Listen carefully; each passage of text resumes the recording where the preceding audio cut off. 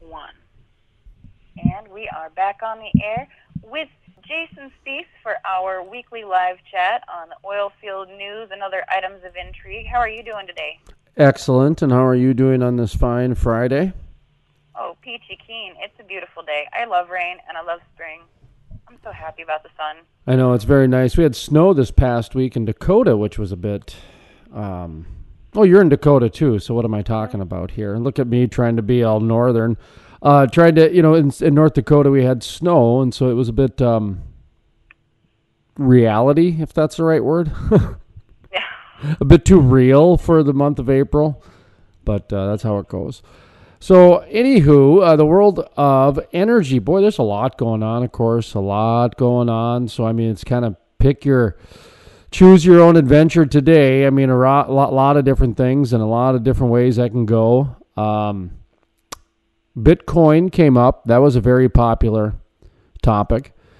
Bitcoin is one of the few bright spots that came out of the negative oil price day, where because of the way Bitcoin is and the technology behind it, it would have been and could be something that could be useful to either prevent the negative oil prices or be very assistance-like during there in terms of moving monies and that sort of thing. So we do have it's a little over my head, so I got to bring in some experts on that. So if those people are interested in kind of a 101, kind of a very introductory level of it, we do have that available at thecrudelife.com if you'd like to check that out for those people who like to be in the know.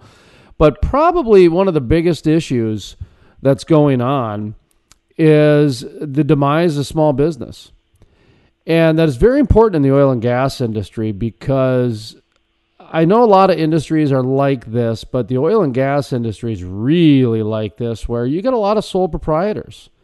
You've got a lot of guys who own their own truck, truck drivers that haul water. You've got even accountants, for example, will have a home-based business so that they can have one or two clients to make sure that when the kids are off school and everything along those lines, that they're available for their family. A lot of family-based businesses. And this last couple rounds of bailouts was a very big eye-opener for a lot of different people. And there was a lot of passion that was flying around and still flying around.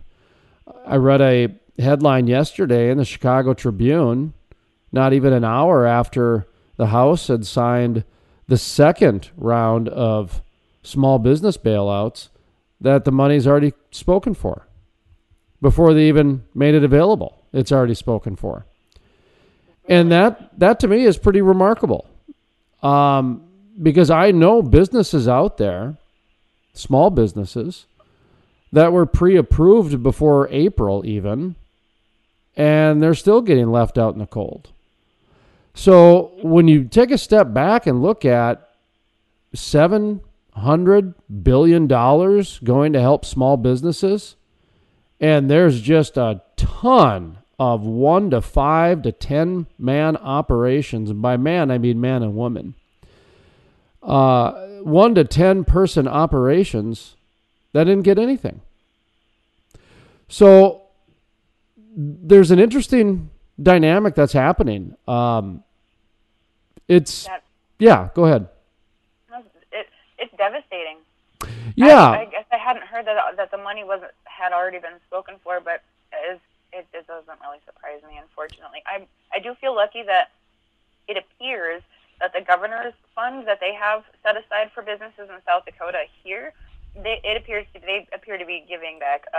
From what I understand from a news story yesterday, 23 businesses as of yesterday had already received financial help from this governor's fund, which is good because at least I know here we have kind of an alternative to that payroll protection, especially if the money that they're talking about signing into existence isn't going to cover anyone that's still, I don't know, that's crazy. Well, that's an interesting point too, because I did see that Wyoming and North Dakota are actually, I believe, 1 and 2.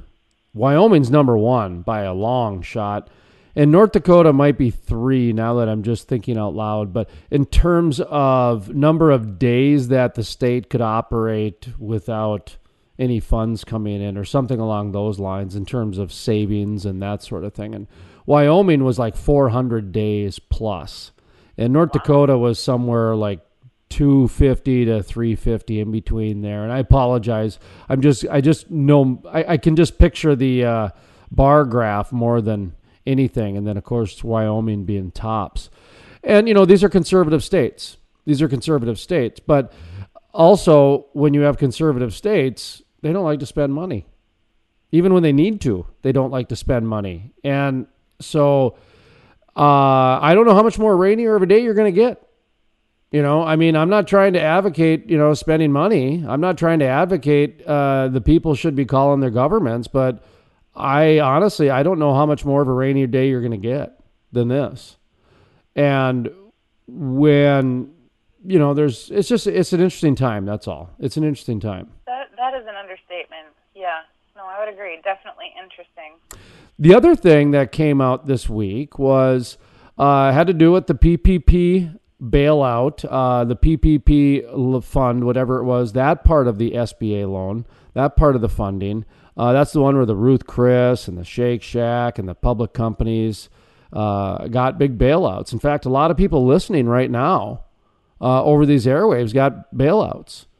And they certainly don't like me talking about this. I can tell you that. I mean, around where I'm at, good friends of mine won't talk to me about it because they don't want anybody knowing that they got a bailout because of the conversation that I just said earlier.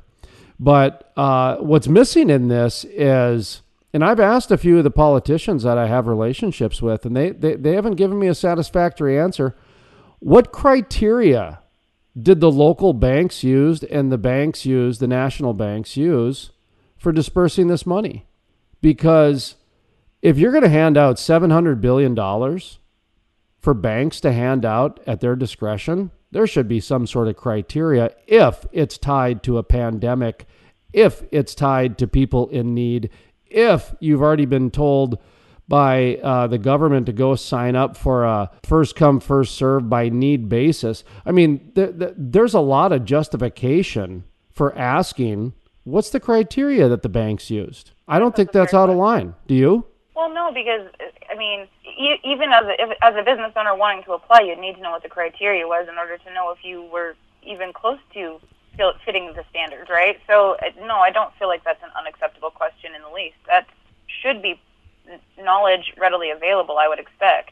But it turns out they're really not tracking these very closely as of right now. And so it's a whole, and the PPP one sounds like they're not going to be tracked. I'm trying to get clarification on an email I got yesterday regarding that, to where the sole proprietor SBA ones will be tracked and vetted, but the PPP ones that went through the banks, as far as I know, will not be public. Some people are pretty upset about that because at the first round of financing, 82% of that $350 billion went to 43,000 Americans. So 43,000 people got 1.6 million on an average because of the loopholes and all the different things. So that's why a lot of these public companies are starting to give them back now.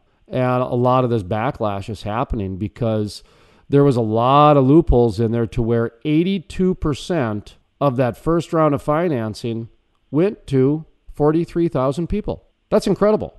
That's absolutely incredible. So that's why there's a lot of the scrutiny coming out of it for right now in terms of that. So it's an interesting time, and that's why I'm wondering if we're going in a new direction. If we're really going in a new direction where small business is going to change. The government was calling small business under 500 employees. Public companies are considered small business. So are we going in a new direction? Is the family business Facebook is considered a family business. Sun Pharmaceuticals considered a family business. Are we going in a new direction? Well, based on what we were discussing, it kind of sounds like we are. I mean, I guess the changes in any of our experience, our daily experience, is inevitable because we're just, we're in a still evolving situation. So the changes are inevitable, but I guess that is an aspect that I hadn't really yet considered, specifically in regards to small business and how business is conducted and how it's defined, because if Facebook can be considered a family business, I'm sorry, what? Right. Aren't people even married? I mean, yeah, and a small business is considered someone who has less than 400 or 500 employees. And they showed how, because of some franchise laws, you can splice out your different franchises and make it so it's under 500 employees, so you can be considered small business to get the benefits. And it's like I said, you know me, I'm a Libra, and I like to take a topic and bat it back and forth like a game of mental ping pong until it's water vapor. And we've done this with the climate change issue. And really, at the end of our discussions, whether they're political or not, I did ask the question then as well, are we going a new way with science? Right. Greta Thunberg is getting the headline science at the UN conference, not scientists. The word consensus science is trumping actual science. So it was a relevant question back then. Are we heading a new way in science? And it appears we are. It's more of a consensus science rather than an actual science. And I'm wondering if we're going that same way in small business. Will small businesses be replaced by economic development companies and universities and what's the other thing? The public-private partnerships. You know, are we getting to the point to where there's going to be so much tax money, subsidies, and government contracts tied to the small business that it's going to change how small business operates? Because small business is needed. It's needed for a reason. Big corporations and companies can't move. They're not nimble. They're not quick. They can't adjust pricing. I mean, the oil and gas industry needs small business. When the operators come out and say, we need a 25% price cut, only small businesses can do that. And by small businesses, I mean, we're talking small businesses, because those are the truck drivers that got to sit at home across the kitchen table with their wives and figure out if they can do it. And they have to do it like that night. Big corporations can't do that. They have shareholders. They have meetings upon meetings just to find out what color to have at the office Christmas party. So it's small business is really needed in this town.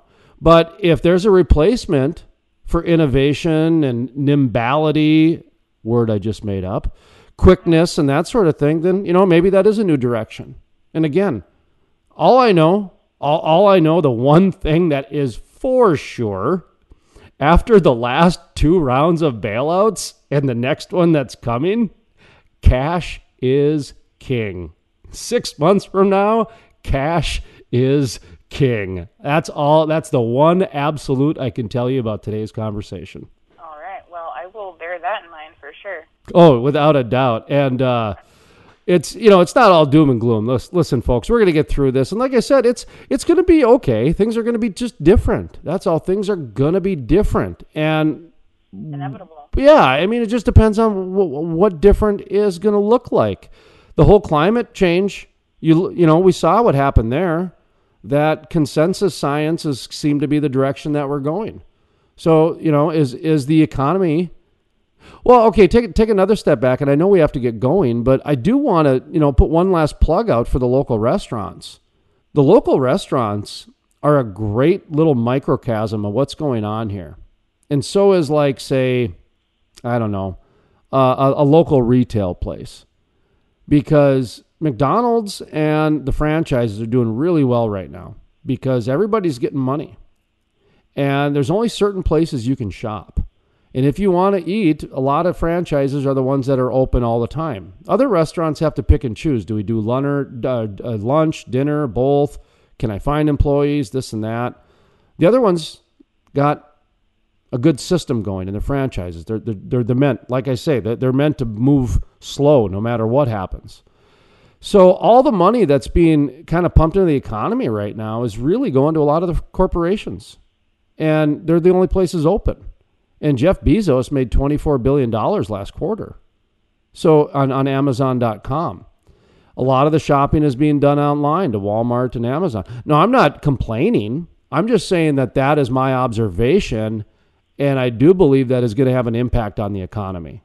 And I do believe small businesses are going to be at the brunt end of that. I might have to agree with you there. Yeah. I feel for all the small business owners out there struggling right now, because it's I do too. Times is an understatement. I mean, even like I said, it's great that the small business employees are getting paid and that sort of thing. But then if you take another step back, when you look at where they're spending that money, it's primarily to their rent and their utilities, and then online shopping or franchise type restaurants that are open through DoorDash and drive-thrus. So that's just, like I said, it's part of the world that's changing. That's all. But go to thecrudelife.com and check out what we've got for interviews. We got some great interviews about how Earth Day from the original time affects the oil industry today. Dr. Lauren Scott, he's a heavyweight in the industry. He does consulting for like BP and Exxon and all the big guys. And we've got all kinds of different stuff like that. So I'm just looking at the clock here, and it's 45 after. So I can see we went a little bit in overtime again. So I better get running. Well, it was lovely talking with you. Always a good time talking with you. I very much enjoy our conversations, Jason, so thank you. Thank you. We'll see you next week. Peace out, Girl Scout. See you later, alligator.